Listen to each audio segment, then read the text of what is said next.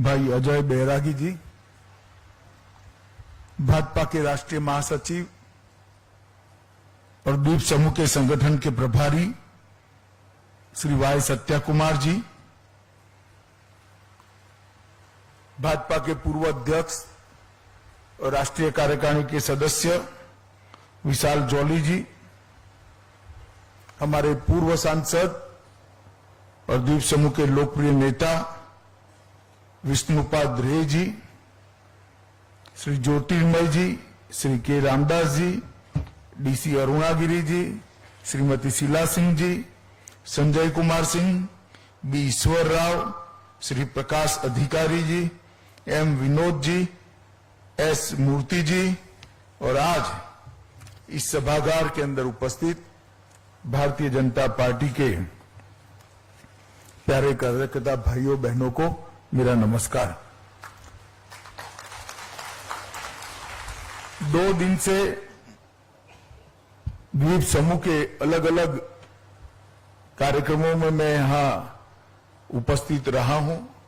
अभी भी एक हार्बर से कुछ एरिया का भ्रमण कर रात को संगठन के साथ भी 2 बैठकें हैं। कल भी कुछ सरकारी मीटिंग्स कर मैं लगभग 12 बजे के आसपास दिल्ली की ओर जाऊंगा।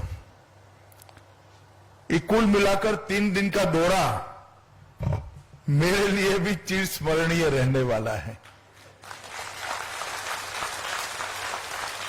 मैं 2016 में पहली बार यहां आया था, तब पार्टी का अध्यक्ष था और उस वक्त वीर सावरकर जी की स्मृति में एक अखंड ज्योत भारत सरकार की ओर से प्रज्वलित की जा रही थी। वो अखंड ज्योत का प्रज्वलन और उस स्थान का उद्घाटन करने के लिए मैं यहां आया था। मैं बहुत छोटी उम्र का था तब से, जब से सावरकर जी को पढ़ा, मेरे हृदय में हमेशा उनका एक अनन्य स्थान और उनके लिए अनन्य मेरा भक्ति भाव रहा है। मैं मन से मानता हूं कि इतनी उत्कृष्ट राष्ट्रभक्ति शायद ही ईश्वर ने किसी व्यक्ति के दिलो दिमाग में दी होगी जितनी वीर सावरकर में थी। और हमेशा समय कैसा भी हो, अपने स्टैंड को बदले बगैर, अपने विचारों को बदले बगैर, रास्ते की कठिनाइयों को जानकर, गंतव्य कितना दूर है उसको पहचानकर, किसी भी विपरीत परिस्थिति में अपने विचारों को बेबाक तरीके से रखना और पूरे समाज का विरोध भी सहन करना, मैं मानता हूं इतनी हिम्मत बहुत कम लोगों के अंदर होती है जो वीर सावरकर के अंदर थी। समय से दूर की देखते थे, देश की सारी समस्याओं का अध्ययन था। अंग्रेजों ने फूट करो और राज करो की जो नीति बनाई थी, उसकी हर चालाकी का तोड़ वीर सावरकर के पास था। और देश की सुरक्षा संबंधित जितने भी मसले बाद में खड़े हुए, अगर सावरकर जी का अध्ययन को पढ़े तो मालूम पड़ता है कि इसके बारे में भी उनका विजन और उनकी दृष्टि बहुत व्यापक और सर्वसमावेशक थी। सावरकर जी ने इसी भूमि में अपने जीवन के 10 साल बिताए, यही सेल्युलर जेल के अंदर बिताए, अपार यातनाएं और मानसिक त्रास को उन्होंने भोगा, मगर झुकने का नाम नहीं लिया। ऐसे वीर सावरकर को मैं श्रद्धांजलि देने के लिए यहां आया था, क्योंकि ये वर्ष आजादी के अमृत महोत्सव का वर्ष। मोदी जी ने आजादी के अमृत महोत्सव को 130 करोड़ लोगों के सामने बहुत अच्छे तरीके से मनाने का संकल्प देश के सामने रखा है। 15 अगस्त को लाल किले की प्राचीर से प्रधानमंत्री जी ने देश के सामने इस बात को उजागर किया और उन्होंने कहा है कि आने वाली पीढ़ियां आजादी के संघर्ष को जान पाए, आजादी के स्वतंत्रता संग्राम के को वीर नायकों को पहचान पाए। कई ऐसे गुमनाम आजादी के स्वतंत्र सेनानी थे जिनको इतिहास में न जगह मिली, न स्थान मिला, न इनकी कोई स्मृति बची है। मगर देश भर में छोटे छोटे गांव में भी ऐसे जो स्वतंत्र सेनानी हैं उनको चुनकर उसकी स्मृति में कुछ न कुछ किया जाए, जिससे हमारी नई पीढ़ी इससे देशभक्ति के संस्कार प्राप्त कर सके। और यही ऊर्जा, यही संस्कार, यही प्रेरणा ही आने वाले दिन में भारत के हर नागरिक को देश के लिए जीने का जज्बा पैदा करती। कई बार मैं युवाओं से बात करता हूं, मुझे थोड़े मजाकिया टोन में भी कुछ युवा पूछते हैं और कुछ उनके मन में पजल होती है, इसलिए भी पूछते हैं कि साहब हमें बताइए, हम तो भगत सिंह कैसे बने, देश तो आजाद हो गया। तब मैं हमेशा कहता हूं कि हमारा जन्म ही आजादी के बाद हुआ है। देश के लिए मरने की जरूरत नहीं है, मगर देश के लिए जीना हमारे हाथ में। अगर हम हमारा जीवन देश के लिए जिए, हमारे जीवन की समस्त गतिविधियों को देश के साथ जोड़कर देखें और देश की छोटी छोटी समस्याएं, चाहे अपने घर की होगी, मोहल्ले की होगी, गांव की होगी, प्रदेश की होगी या देश की, वो बाधाएं, वो समस्याओं को दूर करने के लिए हम गिलहरी की तरह योगदान कर ले तो ये राम सेतु बन ही जाएगा। देश महान बनने से कोई रोक नहीं सकता। जब राम सेतु बनता था, एक छोटी सी गिलहरी समंदर में जाती थी, अपने शरीर को गीला करती थी, रेत के अंदर अपने आप को घुमाती थी और फिर राम सेतु पर जाकर वो रेत को वहां डालकर वापस समंदर में जाती थी। जब नील ने देखा, उसको लेकर प्रभु श्री राम के पास गए और कहा कि प्रभु ये गिलहरी इस तरह से कर रही है, ये नादान है, इसने लाई हुई थोड़ी सी रेत से क्या ये राम सेतु बनेगा? तब श्री राम ने कहा कि मेरे, आपके और समस्त वानर सेना के योगदान से ये गिलहरी का योगदान बहुत बड़ा है। इसी प्रकार से भले हम पर कोई दायित्व न हो, हम समाज के अंदर एक ऐसे वातावरण की निर्मित कर सकते हैं क्या? हम समाज के अंदर एक ऐसा वायुमंडल बना सकते हैं क्या, जो वायुमंडल देश को महान बनाने की दिशा में हो, जो वायुमंडल युवाओं को प्रेरित करता हो, जो वायुमंडल देश की समस्याओं का निरसन करने के लिए काम करे। इस प्रकार का वायुमंडल का निर्मित तो हम कर ही सकते हैं।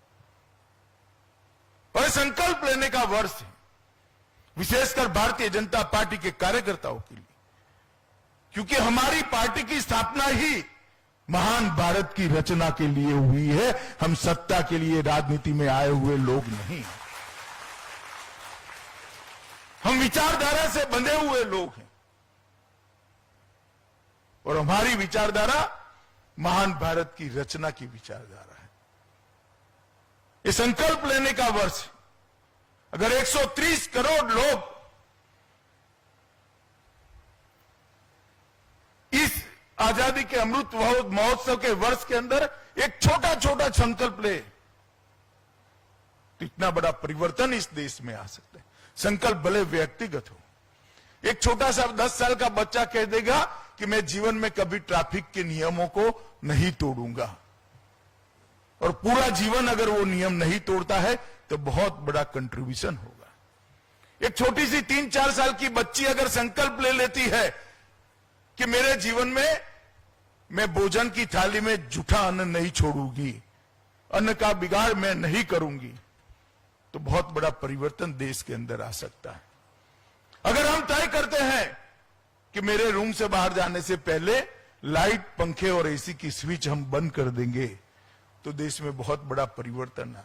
महान काम करने की जरूरत है, आपके भाग्य में होगा तो आप भी करिएगा, मगर छोटे छोटे काम हम सब कर सकते हैं और वो सबसे ज्यादा जरूरी है।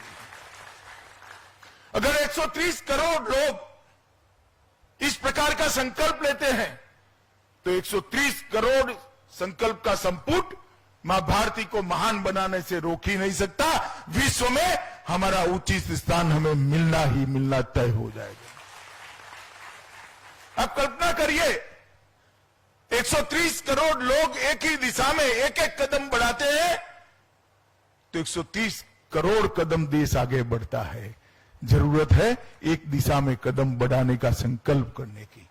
और मित्रों, इसलिए ये जो वर्ष है, हम सभी भारतीय जनता पार्टी के कार्यकर्ता, समस्त देशवासियों के लिए, मगर हमारे लिए विशेष रूप से देश के लिए संकल्प करने का वर्ष है। और सेल्यूलर जेल, मैं तो जब भी वहां जाता हूं मेरे रोंगटे खड़े हो जाते हैं। इन लोगों को जब इतनी यातनाएं दी होगी, क्या सोचकर सहन करे होंगे। कई ऐसे लोग थे जो जमींदार कुटुंबों से आते थे। बंगाल का सूची मैंने देखा, कई जमींदारों का नाम, कोई बहुत बड़े स्कॉलर्स का नाम अंदर था। कई बड़े धनपतियों के बेटे यहां जेल में रहे और कोल्हू में बेल की जगह बंद कर तेल निकालने का काम किया, कोड़े खाए, पारावार यातनाएं सहन करी और सामने घनघोर अंधेरा था। एक ऐसी सत्ता के सामने वो लड़ रहे थे जिसका सूरज कभी डूबता नहीं था।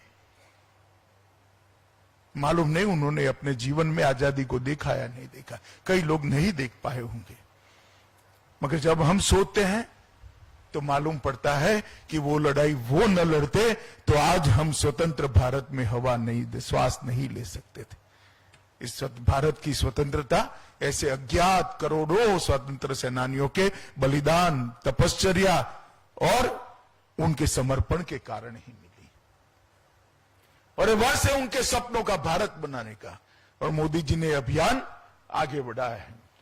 मेरे आज अंडमान निकोबार के सभी साथियों को अपील करने आया हूं कि आजादी के अमृत महोत्सव का जो वर्ष है, हम भारतीय जनता पार्टी के कार्यकर्ता अपने आप को भारत माता को पुनर्समर्पित करें और पूरा जीवन भारत माता को आगे बढ़ाने के लिए काम करें। ये संकल्प लेने का वर्ष आज हमारे लिए है, दिन आज हमारे लिए है। यही अंडमान निकोबार की भूमि पर सुभाष बाबू आजाद भारत का सबसे पहला तिरंगा फहराए थे। भले आजादी अल्पजीवी निकली, मगर आजादी के लड़ने वालों में वो महान योद्धा ने देश के एक भूभाग को आजादी दिलाने का काम किया था। बहुत बड़ा कठिन सफर उन्होंने तय किया था। सबमरीन के अंदर और कार में 35,000 किलोमीटर का सफर तय कर ये आदमी ने उस युद्ध के अंदर भारत को आजाद कराने का प्रयास किया था। आप कल्पना करिए, कहां कलकत्ता है, कहां बर्लिन है, बीच में अफगानिस्तान आता है, रसिया आता है। ये सब घूम घाम कर अंग्रेजों से नजर बचाते बचाते बर्लिन पहुंचे और आजाद हिंद भारत की स्थापना की। सिंगापुर पहुंचकर वहां सरकार बनाने का काम किया। वो महान व्यक्तित्व, वो आजादी का महान सेनानी भी इस भूमि पर खड़ा होकर बोला था कि मेरे जीवन में मैंने आजाद भारत का तिरंगा फहराते देख लिया, मेरा जीवन सफल हो गया। ये वो भूमि, अंडमान निकोबार वो भूमि। और जब भी मैं यहां आता हूं, अफसर भी बोल जाते हैं, लोग भी बोल जाते हैं। नॉर्थ ईस्ट में जाता हूं तब भी अफसर भी बोल जाते हैं, लोग भी बोल जाते हैं। यहां बोलते हैं आइलैंड और मेनलैंड, और नॉर्थ ईस्ट में कहते हैं नॉर्थ ईस्ट और मेनलैंड। मैं अंडमान निकोबार वाले को, सभी भाइयों बहनों को, जनता को भी कहना चाहता हूं, यही मेनलैंड है, ये कोई आइलैंड नहीं। ये भारत का दबकता हुआ हृदय है, यही मेनलैंड है, ये भारत का हिस्सा है। जितना मैं जिस गुजरात से आता हूं इतना ही महत्वपूर्ण हिस्सा मेरा यह अंडमान और निकोबार है। मैं भी इसको अपने साथ जोड़ता हूं,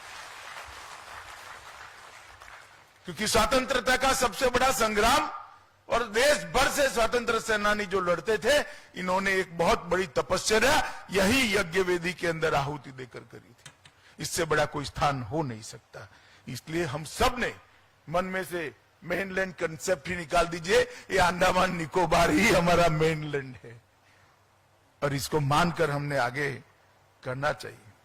मित्रों, यहां पर मोदी जी ने ढेर सारे काम किए, मैं गिनाऊं तो बहुत लंबा समय जाएगा।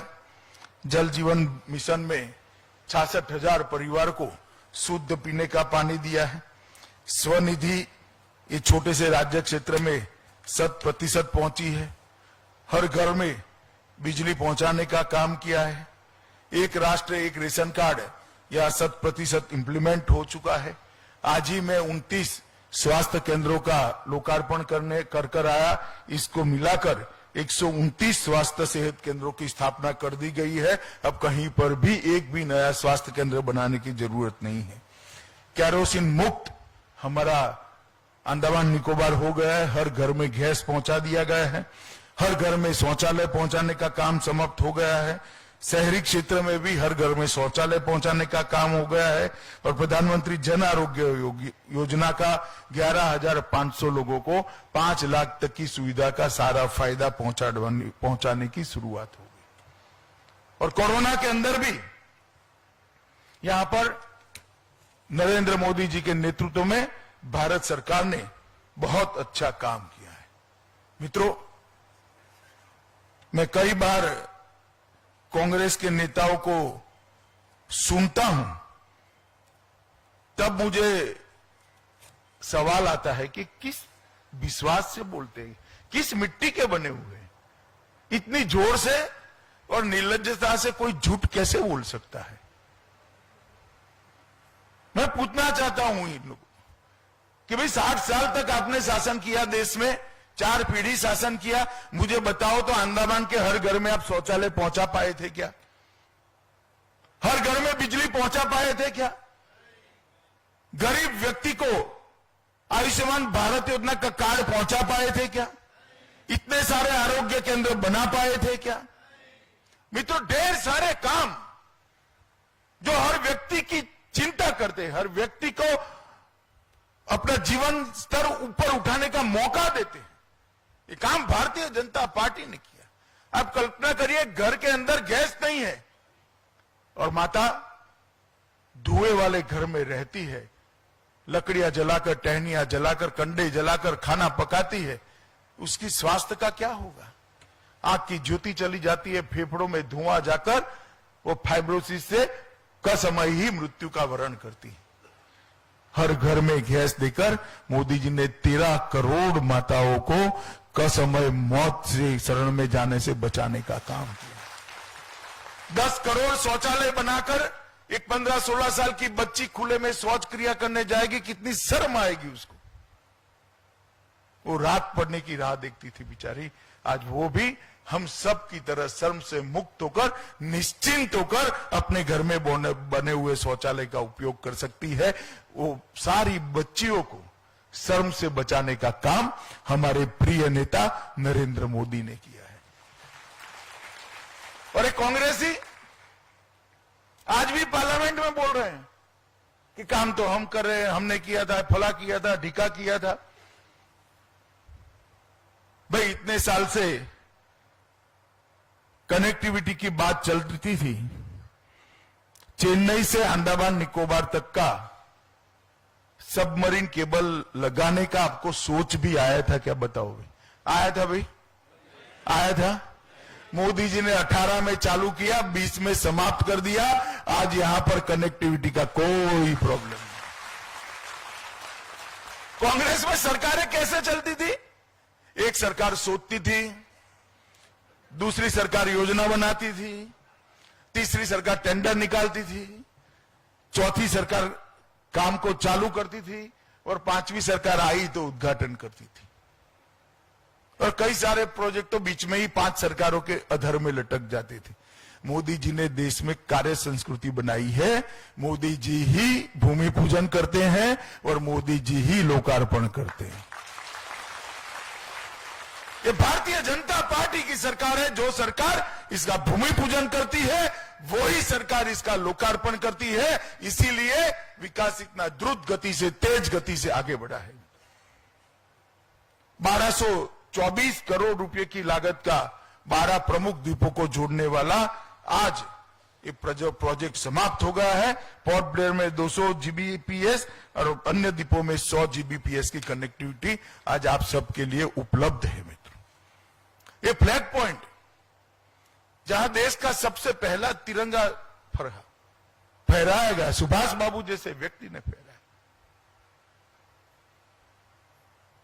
वो भुला दिया गया था।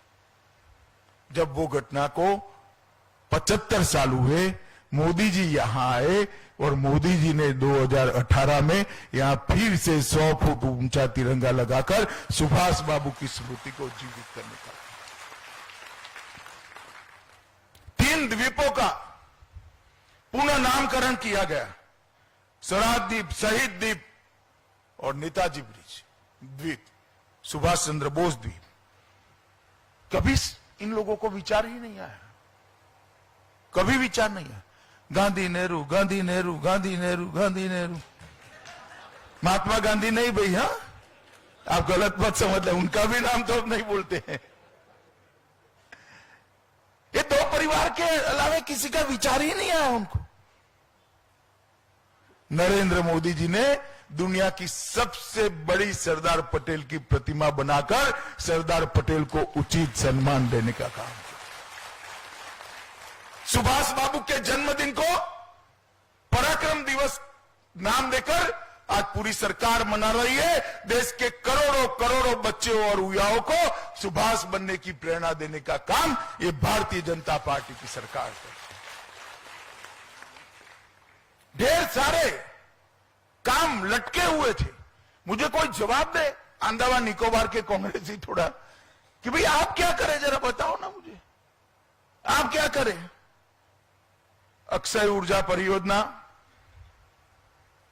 20 मेगावाट का ground mounted solar power plant की स्थापना शुरू हो गई है। इलेक्ट्रिक कारें और बसें ढेर सारी मात्रा में यहां भेज दी गई है। कल गोगो फेरी का मैंने ही उद्घाटन किया और 500 यात्री और 150 टन मालवाहक जहाज को भी अंडमान निकोबार प्रशासन को दे दिया है।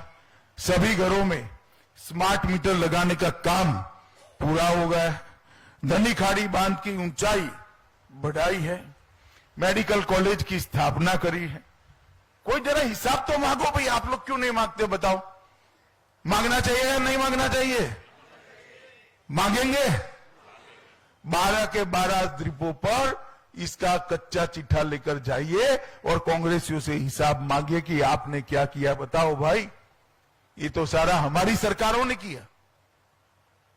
क्या किया आपने? भारतीय जनता पार्टी के कार्यकर्ता गौरव के साथ जाए। मैं आपको बताता हूं, आपने चुनी हुई सरकार ने 7 साल में ऐसा काम नहीं किया कि जिसके कारण शर्म से आपका सर झुके। ऐसा काम किया है कि सीना तान कर, उन्नत मस्तक कर देश के सामने आप जा सकते हो। इस प्रकार का काम करा। बहुत बड़े, आज भी लगभग 1000 करोड़ के प्रोजेक्ट का मैंने या तो लोकार्पण किया या तो उसका भूमि पूजन किया है। और मैं कहकर जाता हूं कि किस में है 22 के अंत पहले ये सारे प्रोजेक्ट समाप्त हो जाने। विकास को जमीन पर उतारने का काम नरेंद्र मोदी जी ने किया। यहां कई सारे जनसंघ के समय के कार्यकर्ता होंगे। जनसंघ से लेकर आज तक कोई भी मैनिफेस्टो आप उठाकर देख लीजिए, 3 चीजें कॉमन निकलेगी। 19 तक का मैं अध्यक्षता मैंने भी रखा था। 3 चीजों को 3 चीजें कॉमन निकलेगी कि हम सत्ता में आएंगे तो धारा 370 और 35 को हटाएंगे। हम सत्ता में आएंगे तो अयोध्या में भव्य श्री राम का मंदिर बनाएंगे, और हम सत्ता में आएंगे तो ट्रिपल तलाक का कानून को समाप्त करेंगे। रखते थे या नहीं रखते थे भाई? जरा जोर से बोलो यार, रखते थे या नहीं रखते? दोबारा पूर्ण बहुमत मिला। मोदी जी ने 6 महीने के अंदर तीन चीजें हमारे घोषणा पत्र से समाप्त की। धारा 370 भी हट गई। श्री राम जन्मभूमि के भव्य मंदिर का शिलान्यास मोदी जी ने अपने हाथों से किया, और 303 तलाक का अन्यायी कानून जो मुस्लिम माताओं बहनों को अन्याय करता था, उसको भी निरस्त करने का काम मोदी जी ने कर दिया।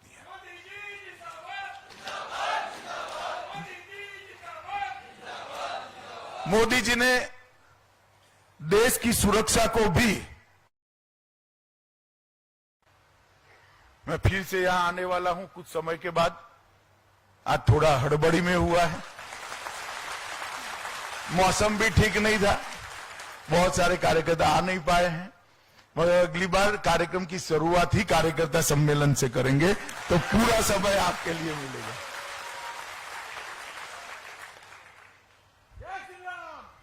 पर्यटन, नारियल और मत्स्य पालन, ये तीनों अंडमान निकोबार की आर्थिक स्थिति को बदलने वाली 3 चीजें हैं। मैं फिर से रिपीट करता हूं, पर्यटन, मछली पालन और नारियल, ये तीनों के संपूर्ण दोहन के लिए मोदी जी ने एक योजना बनाई है, और बहुत अल्प समय के अंदर मोदी जी इसकी घोषणा करेंगे। पर्यटन के लिए दुनिया चकाचौंध हो जाए इस प्रकार की व्यवस्था यहां होने वाली है। मछली पालन के लिए आज कुछ शुरुआत की है, मगर इससे भी अच्छी कई योजनाएं आ रही है, और नारियली के भी 130 प्रकार के जितने उपयोग हो सकते हैं वो करने के लिए कोयर बोर्ड विदेश के लोगों से बात कर एक कार्य योजना बना रहा है। और ये तीनों योजनाओं को लागू करते ही अंडमान निकोबार में एक बहुत बड़ा परिवर्तन आने वाला है मित्रों। और पर्यटन के लिए इसका बेस वर्क करने का काम तो अभी चालू हो गया है, ब्रिज बनाना, वहां पर थोड़ा होटलें बनाना, ये कराना, वो कर, ये सब काम चालू हो चुका है, और इसकी पूरी योजना भी मोदी जी लेकर आएंगे। मत्स्य पालन के लिए भी ढेर सारी योजनाएं अभी चालू कर दी है। जो मेन योजना का इंफ्रास्ट्रक्चर होगा, 4 हाई डेंसिटी पोली एथिलीन जेटी का निर्माण किया है, मछली बाजार का भी निर्माण किया है, 250 मैट्रिक टन की भंडारण क्षमता के लिए 2 इकाइयों का हमने स्थापना ऑलरेडी कर दिया है, परंतु इसको और अच्छे तरीके से विश्व के बाजार में हम भेज पाए, इस प्रकार की व्यवस्था भी लेकर आने। मेरा आप सबसे एक ही निवेदन है मित्रों, कि आजादी के अमृत महोत्सव को घर घर लेकर जाइए। देश के अंदर एक चेतना, देश के अंदर एक जागृति, देश के अंदर देशभक्ति का एक ज्वर जगाने का काम भारतीय जनता पार्टी के कार्यकर्ता ने करना चाहिए। मोदी जी ने जो स्वप्न देखा है महान भारत की रचना का, ये पूरी करने का काम भारतीय जनता पार्टी के कार्यकर्ता का है। ये दायित्व भारतीय जनता पार्टी के कार्यकर्ता, देश भर के लोगों को वो स्वप्न के साथ जोड़कर एक नई ऊर्जा निर्मित करने का काम भी भारतीय जनता पार्टी के कार्यकर्ताओं का है। मित्रों, आज आप सबने भी बहुत जगह पे, बहुत कार्यक्रमों में मेरा मन से स्वागत किया है, और आज इतनी बारिश में भी आप सभी लोग आए हैं, मुझे मिलने का मौका दिया। कार्यकर्ताओं को जब मिलते हैं सरकार में जाने के बाद, तो एक नया जोश और एक नई ऊर्जा और एक मन को संतोष की भावना जरूर होती है, क्योंकि मैं तो सालों तक संगठन का काम करता रहा। आज मेरा दायित्व सरकार में है, तो कई बार तो ससुराल गए हो ऐसा महसूस होता है। अगर इस प्रकार के सम्मेलन में जाते हैं तो अपने घर वापिस आ जाने का जैसे महिलाओं को आनंद होता है, ऐसा आनंद होता है। तो साच अर्थ में आप लोगों को मिलकर बहुत बहुत खुशी हुई, और मैं दोबारा आऊंगा तब आराम से बात करेंगे। उस वक्त थोड़ी चिंता भी करेंगे कि सभी द्वीप के कार्यकर्ता यहां आ जाए और एक अच्छी बातचीत हो, और भारतीय जनता पार्टी को कैसे मजबूत बनाना, इसके लिए आज हम प्रदेश के जिम्मेदार लोगों के साथ भी रात को बैठने वाले हैं, पूरी कार्य योजना बनाएंगे। अध्यक्ष जी ने कह दिया कि सरकार क्या करे इसके लिए बैठने वाले हैं। ये कोई बात मैं सुनने वाला ही नहीं हूं। भारतीय जनता पार्टी कैसे मजबूत बने इसके लिए मेरे साथ उनको बैठना है। तो काम का एजेंडा है तो लेकर दिल्ली आइएगा। मैं मेरे एजेंडे से आया हूं, यहां भारतीय जनता पार्टी को मजबूत करना और हमारा आजादी का अमृत महोत्सव का जो काम है उसको लोगों तक पहुंचाना। आप सबका बहुत बहुत धन्यवाद। साच अर्थ में आपको मिलकर मन को बहुत शांति की अनुभूति हुई, आनंद भी हुआ। वंदे मातरम।